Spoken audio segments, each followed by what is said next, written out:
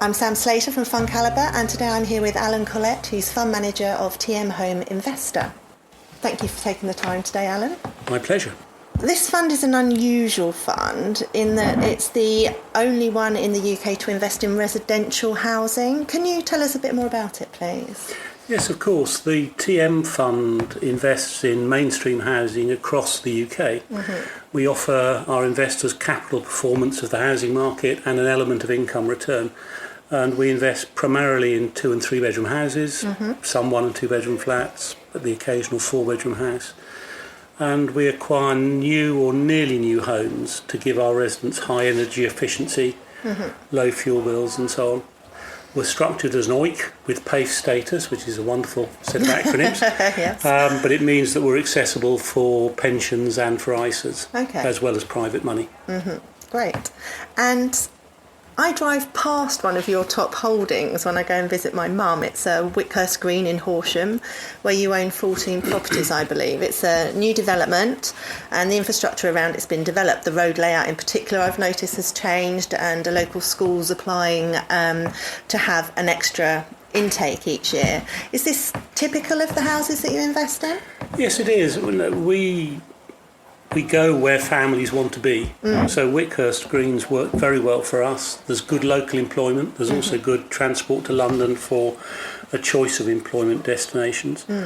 We purchased these homes ahead of completion, and as a result we got them at a significant discount to the individual vacant possession values.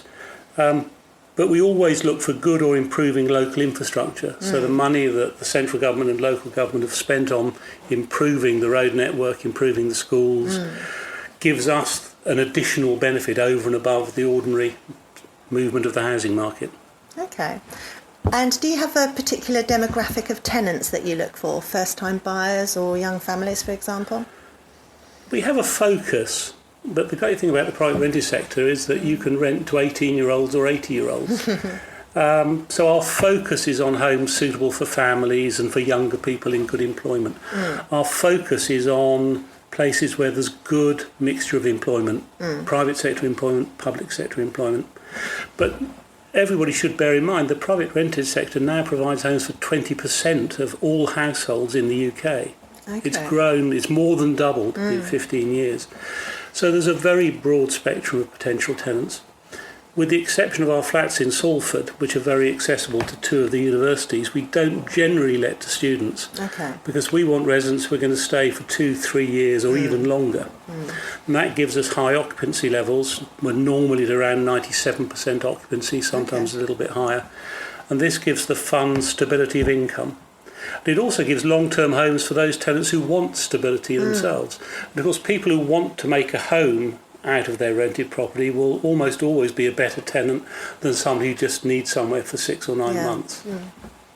And sorry to mention the B word, but Brexit uncertainty seems to have taken its toll on the housing market in that people have been either putting off sales or purchases. Has this impacted the fund at all? Well, here we need to distinguish between a fall in the level of transactions, i.e. the number of sales that take place, and the prices at which these transactions are taking place, house prices themselves. And of course, most of the headlines are actually about volumes, because estate agents, mortgage brokers, solicitors all want volume in their market. We're actually interested in the values which underpin the market, not the volumes. So political uncertainty has certainly caused the number of sales to reduce a little.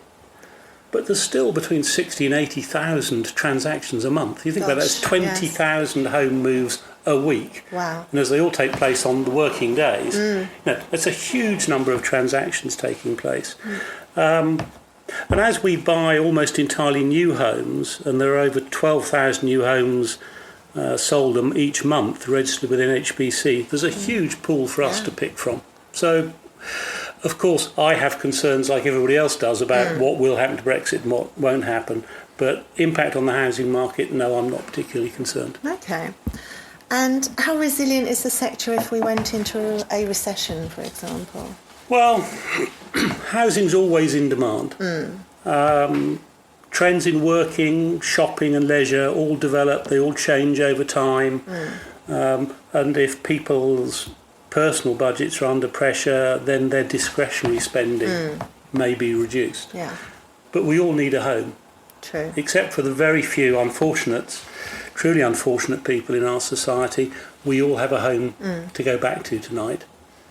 And that's what underpins residential rents. They've proved resilient in previous downturns. Although house prices fell in 2009-10, for example, they fell less than commercial property, substantially less than equities, and they recovered more quickly. And residential rents outside central London hardly fell at all. In fact, in many parts of the country, they didn't fall. Okay. So there's a lot of resilience in there. The market's also underpinned by the fact that over 50% of homes are owned without a mortgage. Okay. Which is, I can tell from your response, is actually not a statistic that many people know. So just over 50%, I think it's 51, but just over 50% of homes are owned without a mortgage. Those that are owned with a mortgage, we have to bear in mind that mortgage underwriting standards have increased substantially after the mortgage market review. The Bank of England keeps a close look on property lending. Yes. They're not actually concerned about the housing market itself, they're concerned about the lending into the market. And so we are working in a market which is heavily regulated from above. And we rely to a significant extent on the Treasury consensus forecast, and their forecast for house prices remains in positive territory. So whilst we're not complacent, no, we remain optimistic. Okay. And which areas of the UK are you finding more interesting right now, and why? Well, we invest with a regional balance, so we're seeking to replicate the national market with our portfolio. As fund manager, I have some flexibility to be overweight in some regions and underweight in others, but I have to remain within an overall framework.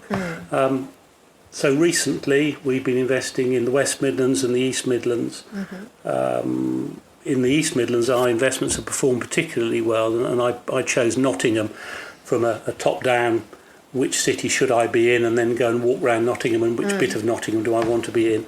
So that's worked very well for us. Our investments in Birmingham have worked very well for us. Next, I'm looking in the Leeds, York, Harrogate triangle. I haven't quite decided where. But within that region, if I want to be in that northeastern Yorkshire region, that's the best place to be because it's where the best employment is. Okay. So I'll be looking for a good balance there, private sector, public sector employment, as I mentioned earlier. I want somewhere with good public transport because in most households now, some people use a car, some people use public transport. So I haven't quite decided where yet. When I get back from holiday next week, I'm going up to have my first look around. Okay. Not only are you a fund manager, but I believe you're a non-executive chair of a housing association. How do you balance the two roles, and what insight does each give you for the other? Well, the Home Investor Fund and Hearthstone take up most of my time. That's my executive role, and I'm always available to the team and to the property manager. But housing as a whole is my passion. And to be chair of a major social housing provider is both a privilege and a challenge.